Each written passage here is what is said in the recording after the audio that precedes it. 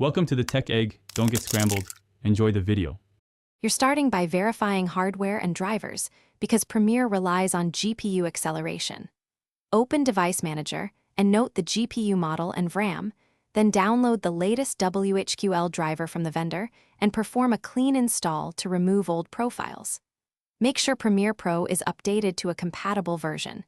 Mismatches often trigger GPU errors. Once done, restart the system so driver modules register properly, and proceed to enable GPU features inside Premiere's preferences. You now adjust Premiere's internal settings to resolve conflicts and optimize use. Go to File, Project Settings, General, and choose Mercury Playback Engine GPU Acceleration with the correct API for your card. This tells Premiere to use the GPU for rendering.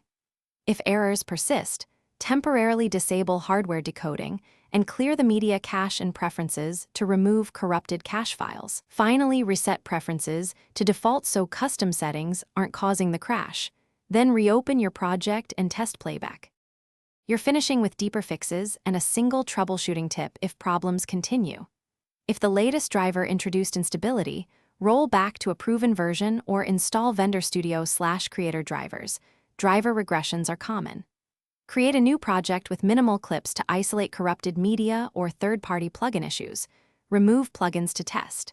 Make sure your OS, power plan, and GPU power limits allow full performance. If it still fails, the key tip: capture the exact error code and swap to software rendering to continue work while diagnosing. Thanks for watching. Consider subscribing if I helped unscramble your problems.